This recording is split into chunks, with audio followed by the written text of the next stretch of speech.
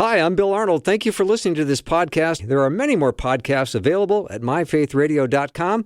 Your support makes this possible. Thank you. Okay, Wyatt, I'm all prayed up.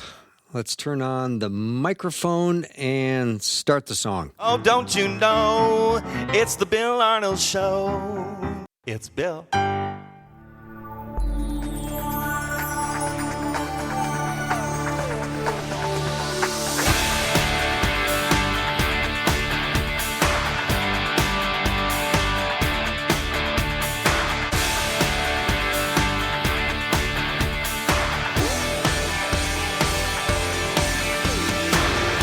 And a warm welcome to the Bill Arnold Show. I am the Bill Arnold part of that short sentence. Today we're going to talk about waiting, and I don't think anyone is very good at that, including me. Wyatt, are you good at waiting? No. I'm not guessing. No. I mean, even just waiting in line for food or something, I get anxious, or not anxious, but I get frustrated, and why isn't the line moving? And somebody gets up there to order their food, they can't think about what they want. Well, you've had 5 minutes to think about it, and now I'm sitting here waiting even more. It's a frustrating thing, Bill. What about when you were in the batter's box playing college baseball? Ooh.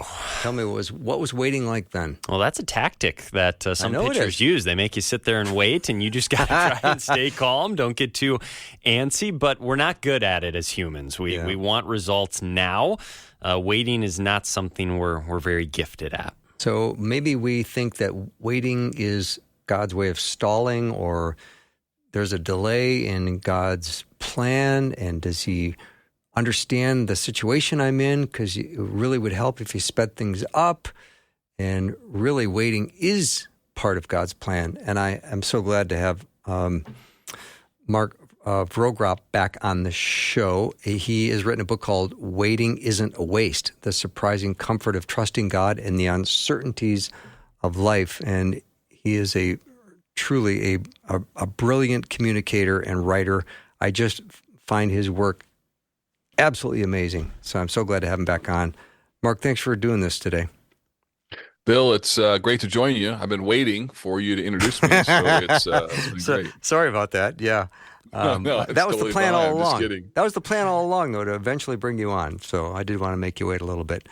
But I love that one of the big central themes of your book is it's not a delay. This is God's plan, and waiting is so painful for us. So maybe we can start by you sharing why it and how it's part of God's plan when it does so much. It frustrates us so much. Well, yeah, and we'll explore that as we have this, conversation today. But I just think that God builds waiting into our lives, both circumstantially and even from a creation perspective. I mean, we'll go to bed tonight, we'll sleep, and we won't be able to be active. We'll have to wait until we wake up. And it's just a regular reminder in the created order and also in the circumstances of life that, newsflash, we're not in control of our lives. And waiting isn't just a minor theme in the Bible, it's all over the Bible. In fact, what are we doing right now as followers of Jesus? We're waiting for the second return of Christ. So waiting isn't just something that we have to endure. Waiting is something that needs to be embraced. And that's why I wrote Waiting Isn't a Waste, because I'm terrible at waiting. And I just wanted to try and help people grow a little bit as I was trying to do the same. Mm-hmm. Mark, isn't waiting just at the base of like every prayer request you've almost ever heard?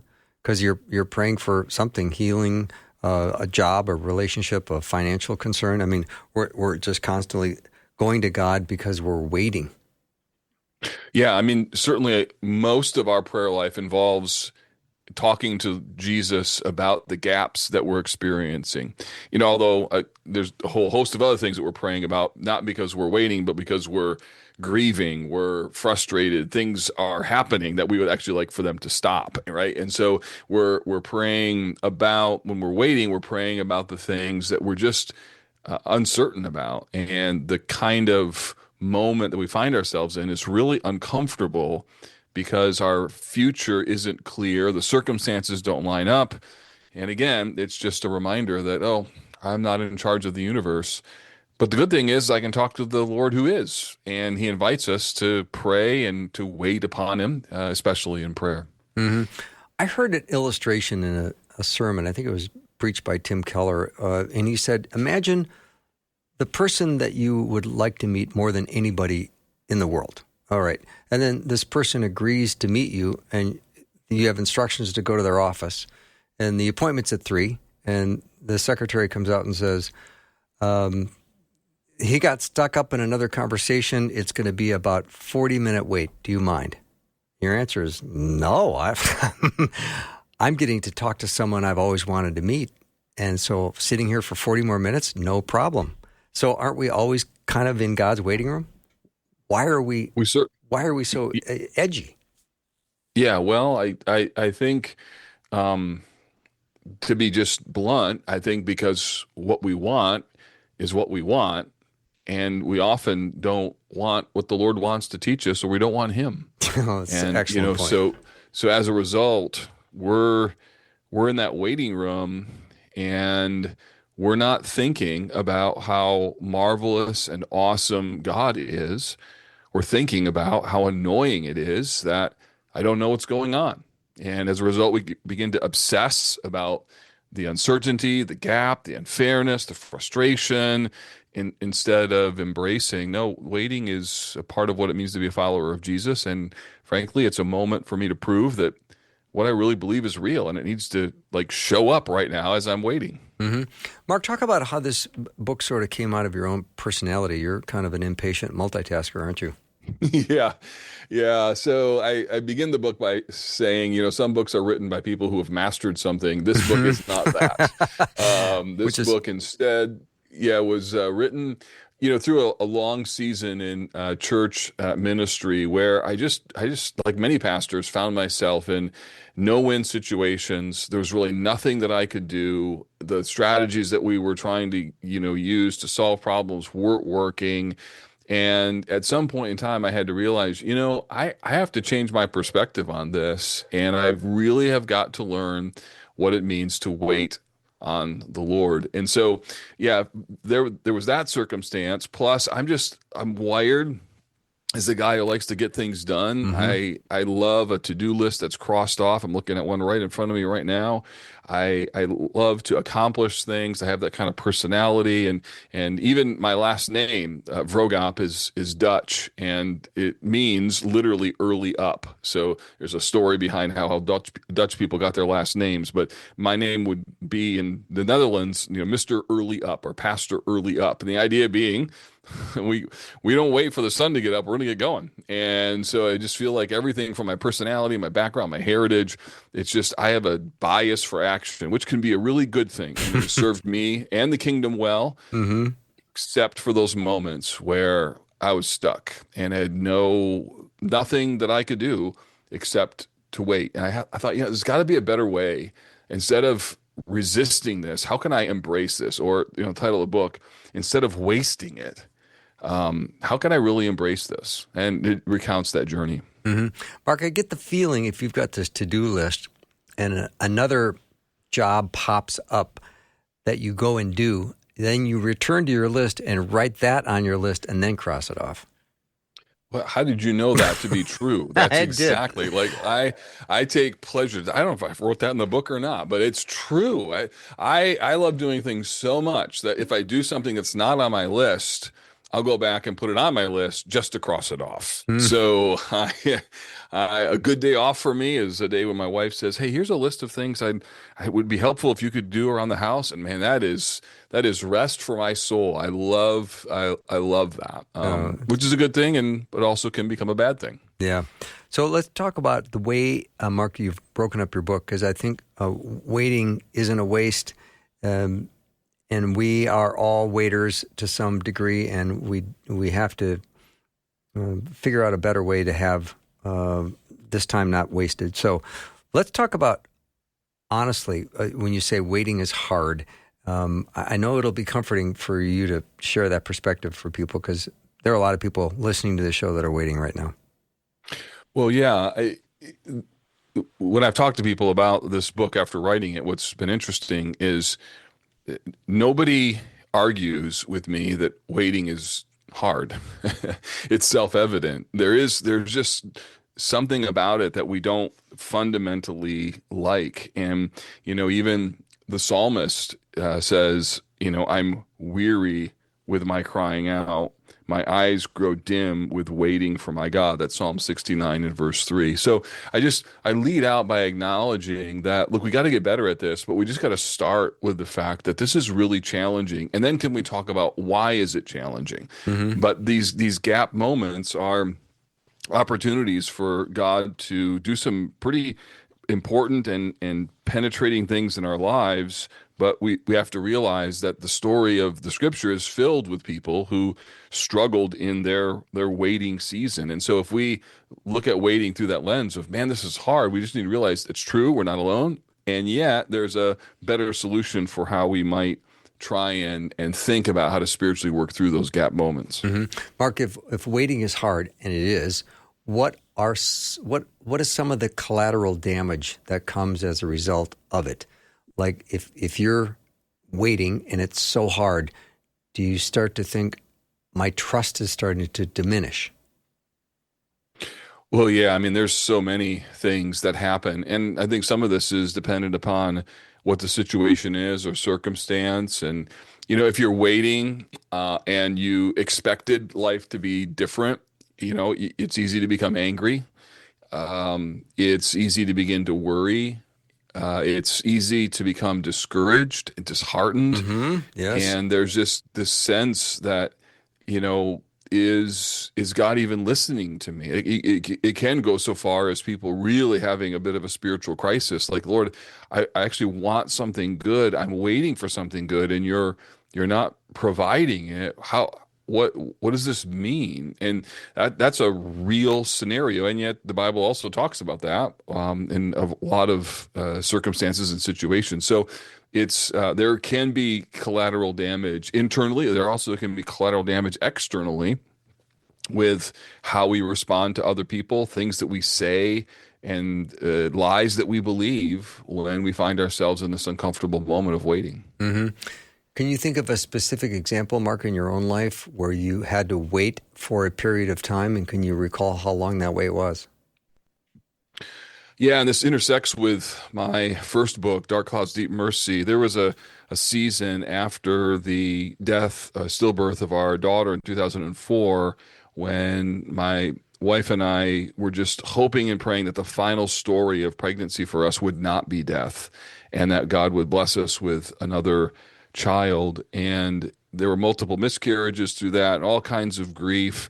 And then by God's grace, we conceived our now 20-year-old daughter, Savannah. But during her pregnancy, during my wife's pregnancy with our daughter, wow, those 9 months were brutal and just waiting on the Lord. There was nothing we could do to speed up the process, but just so many fears, so much uncertainty. And the reality is I'd lost kind of the proverbial husband card of, honey, I'm sure nothing's wrong is going to happen. You're worried about nothing. Well, waiting on the Lord when you've been severely leveled is challenging. And yet, there's texts like Isaiah 40 that are right in the middle of a hard moment in Israel's life, and it says, those who wait on the Lord will renew their strength. They'll mount up with wings like eagles. They'll run and not grow weary. They'll walk and not faint. So that was a long, hard season of waiting, probably the longest one. I don't even recount that in the book, but that when I look back, that's probably the signature one, perhaps where the Lord started just tuning my heart to not only understand lament, but also to learn what it means to really wait upon him. Despite you were feeling a little anxiety about that, how did you and your wife process this on a day-to-day basis with each other? I'm sure lots of prayer, no doubt. Yeah, for sure. And some days, by God's grace, as we were both grieving and waiting, I was in a more faith-filled position than my wife was, and I could kind of bring her along. And then some days she was in a more faith-filled position than what I was. And, I think the definition that I unpack in the book is learning to wait on God, or waiting on God is learning to live on what I know to be true about God when I don't know what's true about my life. And that is one of the most traumatic experiences, but also spiritually rewarding when my only hope is that God is going to help us, and he's promised that he will help us. And you just live on that every day. So we would shorten our time horizon and be like, we just got to wait on the Lord for today. We got to live by the grace that he's extended to us for this 24-hour increment, go to bed, wake up the next morning, believe that there's going to be fresh mercy for the challenges of the next day. And we just took it day by day by day. And I look back on that season now, and I see how the Lord sustained us. But when you're walking through that valley, sometimes all you can do is just do the next right faith-filled thing. That's really profound that you would say, I need to just repeat to myself what I know to be true. Because otherwise your imagination and your fears and anxieties can just run wild, can't they? They absolutely can. Yeah. And that, I think, was one of the biggest lessons, and one that I put into practice regularly, that when I don't know what's going on in my life, there are many things that I do know that are true. I do know what's going on with who God is. And if I can remind myself who he is, it's amazing how my overly intense focus on what I don't know begins to diminish as I reflect on what I do know to be true about God. So waiting on God, I think, is the difference between what I'm focusing on. What do I not know about my life, or what do I do know about who God is? Mm-hmm. It is easier to call you Pastor Wake Up Early, Pastor Get Up Early, but that is very cute. That's the origin of your name, Vroegop. Yep. So I love it. We're going to take a break and come back. Mark Vroegop is my guest. His book that we're talking about today is called Waiting Isn't a Waste: The Surprising Comfort of Trusting God in the Uncertainties of Life. If you have a question or comment, it is welcome. The text line is open, 877-933-2484. Wyatt will have us back in 90 seconds.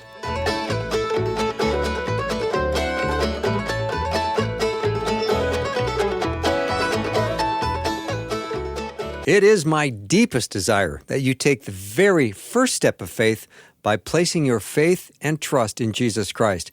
If you've got questions about what it means to begin a relationship with Jesus, text the word faith to 41224.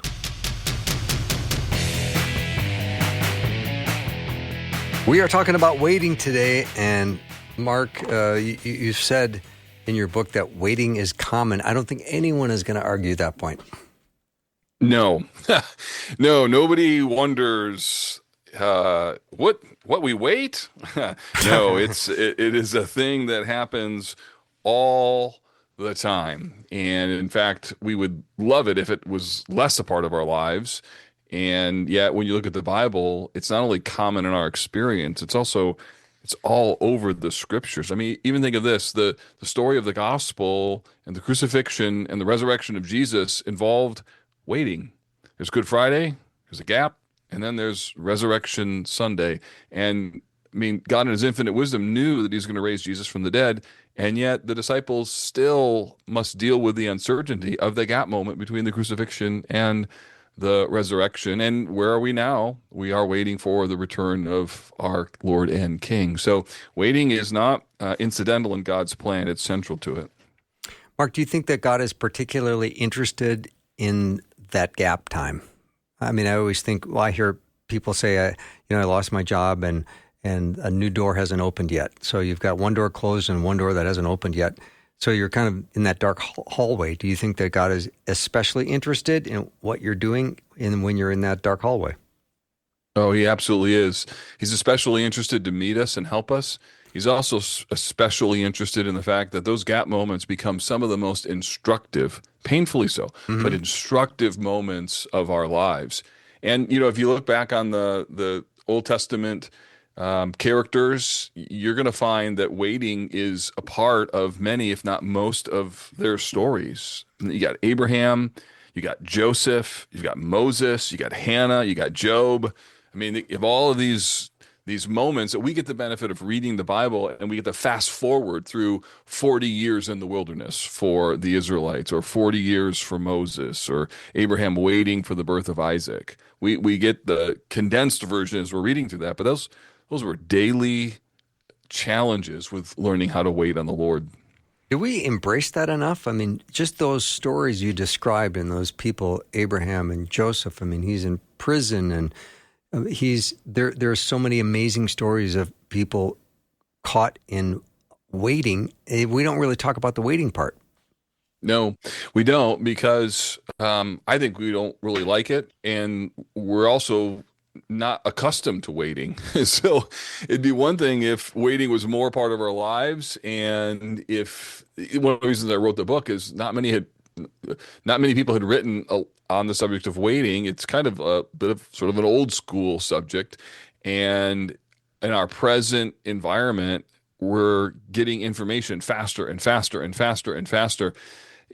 We become accustomed to not having to live in uncertainty and not having to wait. And even sort of there's an economic principle that's in play here as well, that boy, not waiting is monetized. It's a status symbol. You get to, bypass the line with a VIP ticket or something of that sort. So the whole way in which our culture works, it just goes cross-grain this concept of what it means to wait on the Lord. Yeah, and Mark, aren't we all kind of control freaks? And when we have to wait, we've lost control. Yeah, I mean, that's at the bottom line. If you kind of boil what's our problem with waiting, I'm sure there may be others, but I think the floor of what's wrong with me when I'm not wanting to wait is I want control. Either I want to know, I want something to change, I want to know why. I mean, how many times you've been in the line and it's like there's a delay and you're trying to look ahead, like, pull your car over. What's going on up there? If I could just know why I'm waiting, maybe it would help. Or, Yeah. What's happening up here that this is taking so long? Or, why is my internet buffering like it is? And we just can't stand not knowing, not being able to change the circumstances, and sort of being stuck in this moment where we are sort of victims in our own mind of circumstances that we really don't like. Yeah, I mean, even when I'm checking out of the grocery store, I have to make a decision between 2 or 3 lines. I'll pick one, and then I'll kind of keep an eye on the other line or two to see if I picked the right one. Right. Yeah. You want to win at waiting, right? So I won. I got out of here in 3 minutes earlier. Oh, Right. Great. That's awesome. Right. But I think what I realize is that whenever you're waiting, or I should say when I'm waiting, it really exposes where my trust is, what I'm trusting in. Because when I'm lost, if I've lost control, I have to ask, okay, is God my trust? Am I trusting in Him? Right. Yeah. One of the things I had to confront was the issue of my internal and unstated expectations. And I think underneath our sort of daily living, we have an idea as to how things are going to go. Maybe how long a meeting is going to take, how many minutes it's going to be from point A to point B, or more consequential, how long until I find somebody who's a soulmate and I can be married, how long until we have a child, how long until I get a new job. I mean, you name it. So I think we have this idea of, well, this is how long it should take. And one of the things that waiting does is it just goes right after our expectations and helps us to see that sometimes we can make an idol out of how we thought our lives were going to turn out or how long something was going to take. Mm-hmm. I also find, too, when you share Christ with somebody, one of the things that surfaces is God good, and can He be trusted?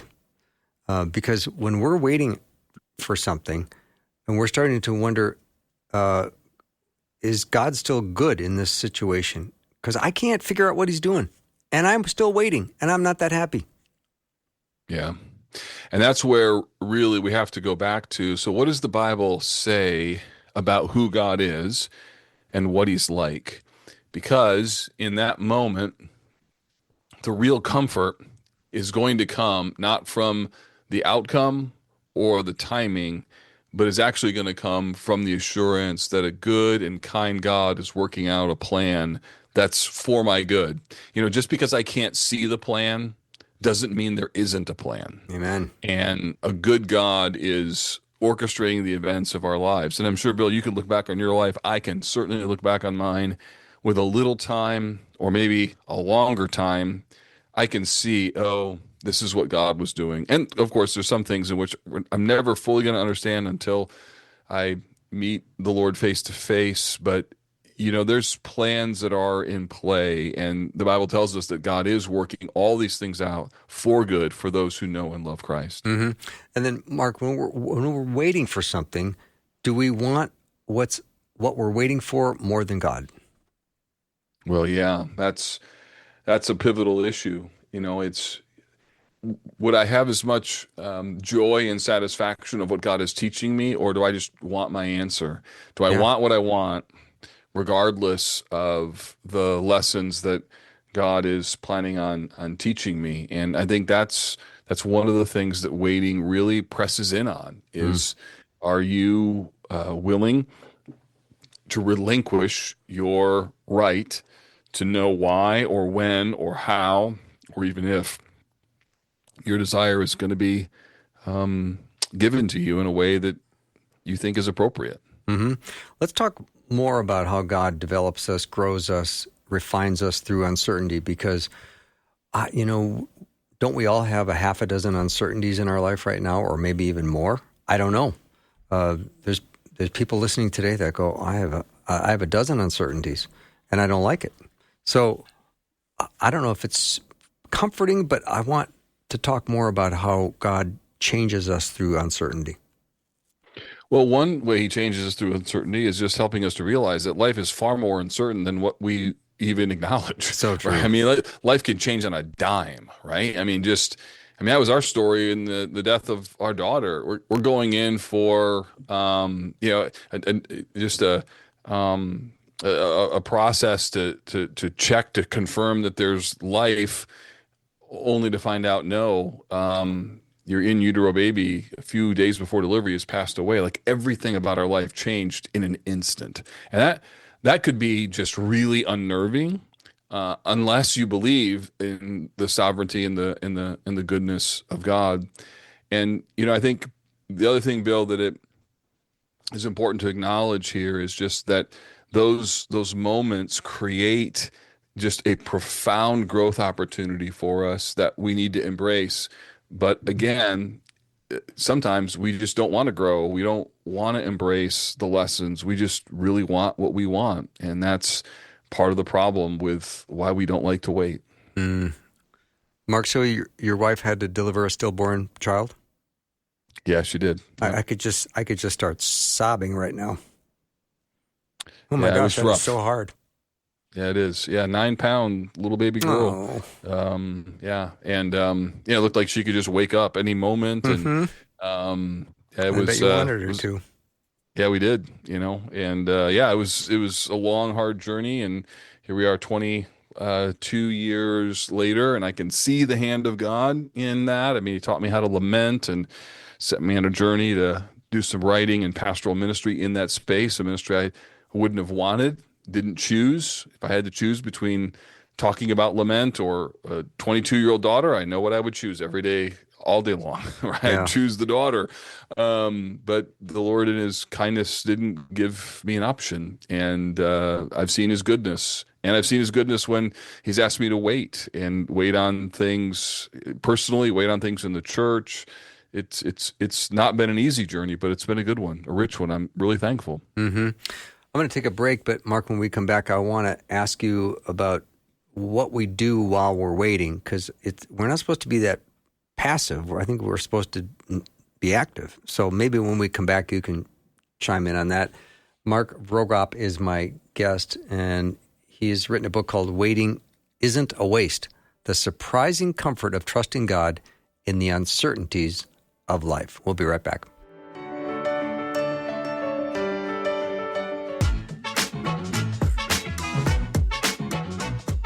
Talking about waiting today with Mark Vroegop. And Mark, when we talk about waiting, what is the biblical perspective on waiting? I don't think we're supposed to just sit and do nothing, right? No, I mean, we often think of waiting as passive, right? Something that's happening to me, like I'm responding, and yet the Bible acknowledges that is one way to think about waiting, but it's actually an active sort of response. That the word wait means to look, to hope in. And in fact, when I was in Israel and was working on the book, I showed our tour guide the word for wait in Hebrew, chavah, and he said, "Oh yeah, hope." Oh, and I said, wow. No, wait. I said, no, it's wait. He said, yeah, same thing. I was Oh, like, I was like, wait, what? What? He's like, yeah, hope and wait, they mean the same thing. And he just like blew my mind. I was like, okay. And so essentially to wait means you're looking to something. The idea of like a watchman on a wall, he's waiting and what is he doing as he's waiting? He's watching. So the idea in my waiting, I'm watching for what God is going to do. I'm watching for him. I'm watching for the lessons that he's going to teach me. So in this way, really waiting can be transformed instead of something that you're just resisting and thinking it's just passively happening to me, instead to turn it into something that I'm actively embracing. don't the Chinese have the word crisis and opportunity or mean the same thing? Yeah, that would be amazing. I'll take your word for it. That would be really cool if that was true, and I hope it is. Yeah, I'm pretty sure it is. So Isaiah 40:31, a memory verse of mine, those who wait for the Lord shall renew their strength. They shall mount up on wings like eagles. And that verse continues, but the whole idea that waiting on the Lord will have your strength renewed, that's something that we should all think about real hard, because that is a very hopeful verse. It is. Yeah, there's something beautiful, something promise filled, in that statement, that like an eagle that's soaring with sort of the updraft of the wind, there is spiritual strength that the Lord is able to provide. But it's also important to remember that just before that verse, it says this, Jacob, why do you say, my way is hidden from the Lord and my claim is ignored by my God? The idea is they're in a tough spot and they're wondering, God, do you hear? Do you know? And then, Isaiah says, do you not know? Have you not heard? The Lord is the everlasting God, the creator of the whole earth. He never becomes faint or weary, and there is no limit to his understanding. He gives strength to the faint, and he strengthens the powerless. So in crisis, when we begin to wonder, God, what are you up to? It's important for us to sort of litigate our questions in the middle of our waiting and say, wait, have you not known? Have you not heard who the Lord is? You know who the Lord is. So instead of thinking about what I don't know to be true about my life, I need to remember what I do know to be true about the Lord. Mm-hmm. I think we have to be careful not to consider waiting as lost time that we go, well, this is a waste because nothing's happening. I mean, if you live in Minnesota like Wyatt and I do, there is those seasons when you go, I don't know if I can take 20 below weather anymore. It's like I'm just going to put my life on hold until it gets nicer. But we have a tendency of having that mindset where until things get better, things feel like there's nothing to do or nothing to learn. And I think that's a big mistake as well. It is. It's common, right? Yeah. I mean, it's when we have to remind ourselves that, no, I shouldn't live that way. And again, I think it's just part of what it means to be a follower of Jesus, that waiting should be expected and anticipated and embraced. James uses the comparison to a farmer who waits. It says for the latter rains, and he uses the farmer as an illustration towards endurance. Mm-hmm. And if you're gonna be a farmer, you're gonna plant, and then you're gonna wait. And if you don't wait, you better not farm, because the seeds won't grow if you dig them up because you want to see how everything's going. And so if you don't like waiting, you shouldn't be a farmer. And in the same way, to be a Christian means that we need to embrace what it means to wait. It's part and parcel of what it means to be a follower of Jesus. Mark, I like that you used the word endurance relative to farming, but we all need to have endurance. But we live in a world of quick fixes and life hacks and everything else that we want to do. We want to race to YouTube and see a video that'll help us get what we want quicker. Yeah, and my goodness, in the last couple of years, artificial intelligence technologies have not made that journey any better. In fact, we have so much information right at our fingertips. We just are so accustomed to instant answers, quick solutions, that when anyone says, I don't know, or we don't know what's happening, or circumstances that don't make sense, it just trips an internal sort of cascading series of emotions, because we're just so unfamiliar with it, especially in the, in a generation of children and now young men and women who've never known a world that's been different than this. And there is a need to really learn what it means to wait, even to wait in the middle of a Sunday morning service, just to take some space and just pause and slow down and consider who the Lord is. Mark, talk about God's timing. If you have someone coming in for counseling, or you're trying to encourage a friend and they're really in the waiting game, what kind of counsel would you be giving them? Well, when you've got a timing issue, there's just a concern about not just how long something is going to take, but the justification for the timing, right? And so a lot of times when I was counseling someone who's wrestling with why something hasn't happened, we have to unpack, first, we talked about this earlier, what their expectations are. And then secondly, if they're willing to yield that time frame to the Lord in order to embrace something more important, something even more satisfying, which is being able to know and treasure who the Lord is, even in those gap moments.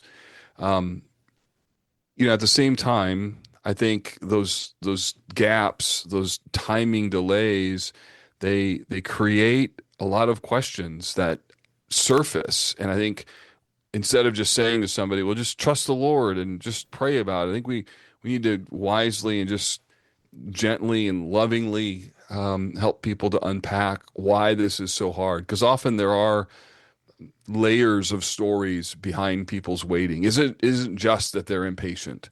It's that they may be impatient, but they're impatient because they're scared, and they're scared because of something that's happened, or there's a pain point in their life that they just don't want to have it happen ever again. And so waiting creates fear that thing that's happened to them in the past is going to happen again. So it's not as simple as just, stop hating your waiting and embrace it. We need to treat it with a level of pastoral and loving care. Mm-hmm. And if God is teaching you to trust his character more than the outcome of whatever you're asking for, waiting is time very well spent. It is. That it is. Yep. So I love the fact that waiting is going to develop our endurance muscle. And waiting does get us in a place to, when the blessing or the prayer gets answered, boy, we get so excited about the prayer and the time we spent and the hope that we had.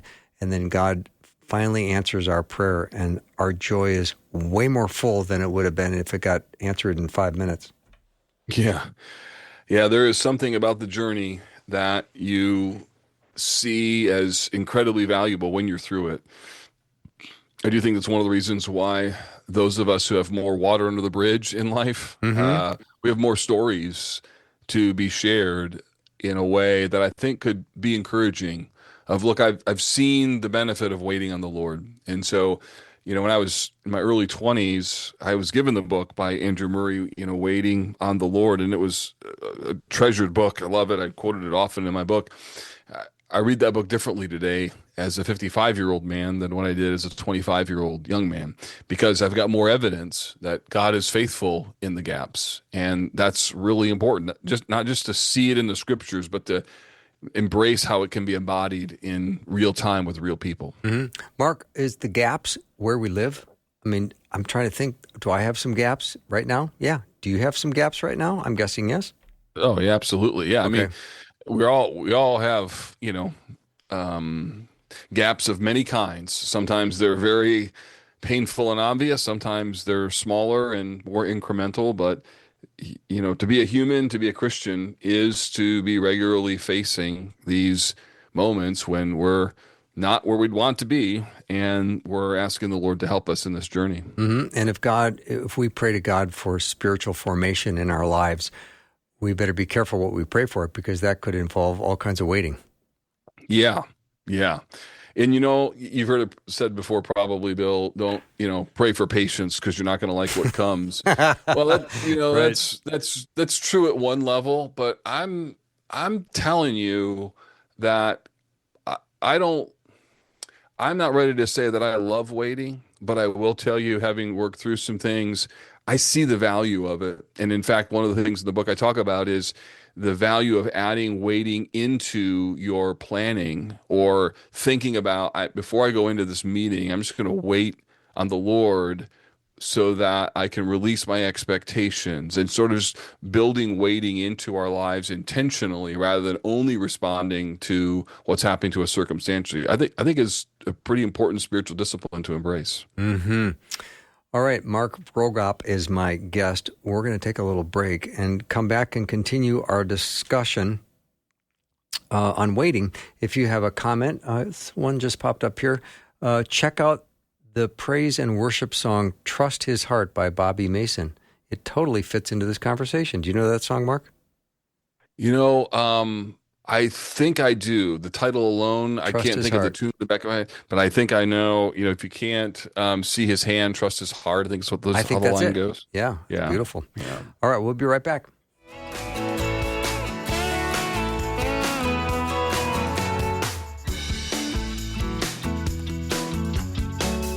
Psst, have you heard the news? Listening just got better with the new and improved Faith Radio app. No more restrictions, no more static, no more missing your favorite shows. Now, listen when you want, where you want, and share with everyone. When you need hope, encouragement, Jesus, it's right there on your phone.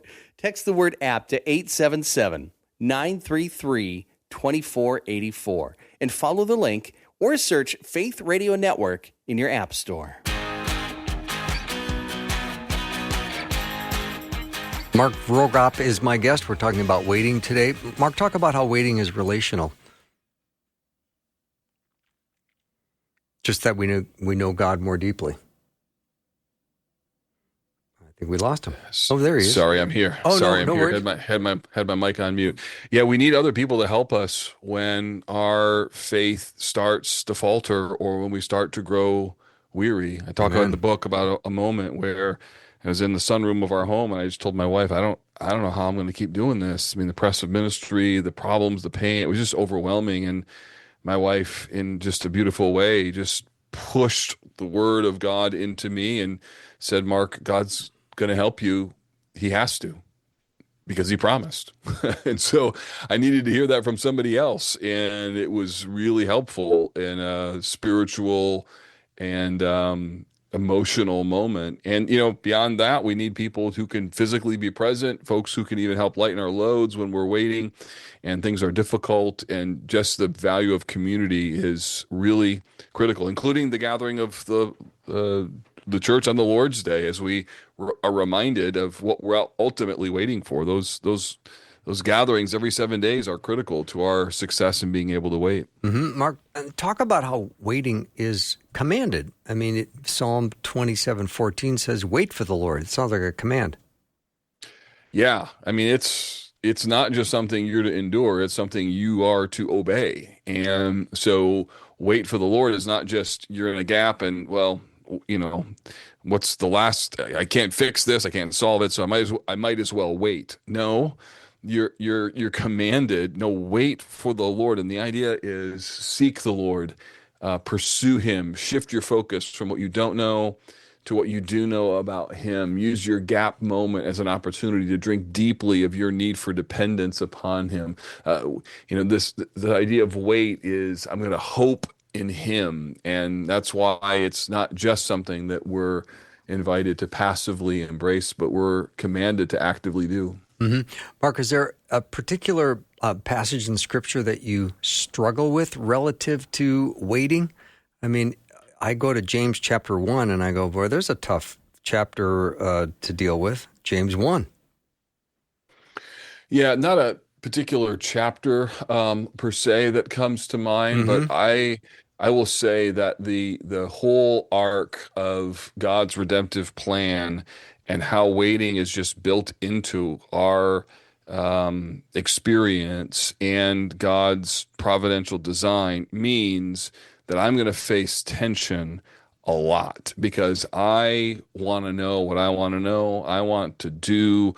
And so it's not just a single, put it this way, Bill, or it's not just a verse. It's the whole Bible. How about that? So not just a chapter, it's the whole story that at times can just be a real struggle. Lord, this is hard to be able to trust in you through all these highs and lows. Mm-hmm.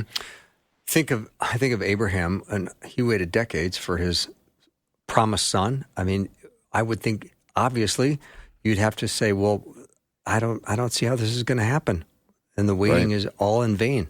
But it's not because God promised. Yeah, absolutely. Even Jesus waiting, well, for the most part, up to 30 years before his public ministry started. It started obviously when he came to earth, but there were a lot of years where there was formation and God was doing amazing work in our lives while we're waiting. Yeah, absolutely. So if someone were to pick up your book, maybe you could just give us a little something to take home in a brown paper bag, because I love your work. I love the book, and we just want to encourage people who are in a season of waiting to consider getting this. Yeah, I wrote it because I want to help people who are wrestling with this issue biblically and compassionately. So if they pick up Waiting Isn't a Waste, they will find a fellow journeyer. Okay. They won't hear a sermon, although there's sermonic content throughout the book. And the whole concept was formed in real world, pastoral ministry. And I hope and pray that comes through. And what my prayer is that people, when they face a gap moment, instead of resisting it, they could use it for redemptive purposes and realize, instead of overly focusing on what I don't know in this moment, what do I actually know to be true about God? And in the appendix of the book, I have a list of God is verses. And so when I find myself in that moment, really practically, I just start going on a riff through those verses. The Lord is my light and my salvation.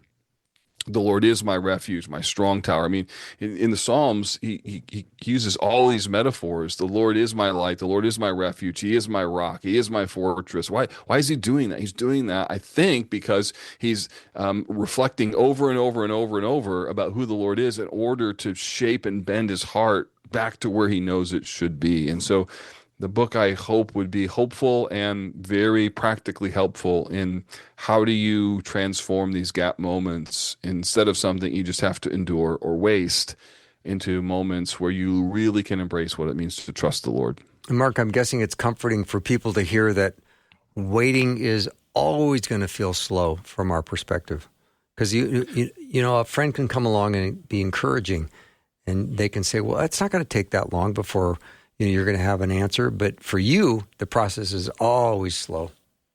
Yeah, it surely is. In fact, one of my favorite verses on waiting is Psalm 40, where it says, I waited patiently for the Lord. And in my study, I learned that there's actually no word for patient in the Hebrew text in that particular verse. There is a word for patience or patiently, but it wasn't used. And instead, what it is, it's a repetition of the word wait. So you could think of it, it's the Hebrew word kavah. So this isn't exactly how it sounds, but I kavad and kavad for the Lord. So I waited.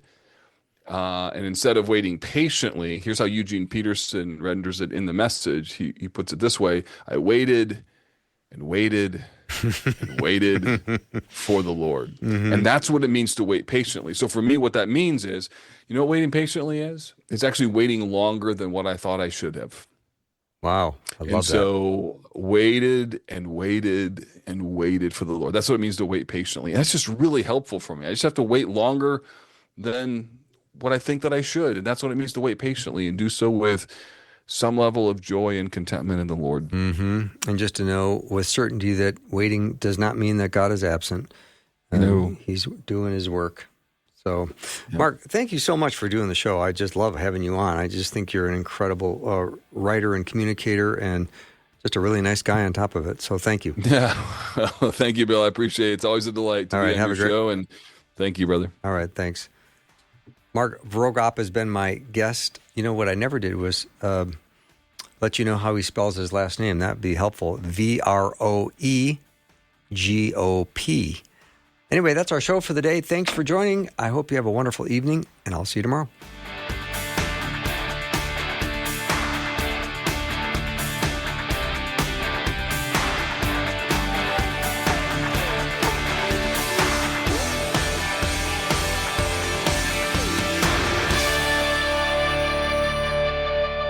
Thanks for listening. Programming like this is made available through your support. Information available at myfaithradio.com.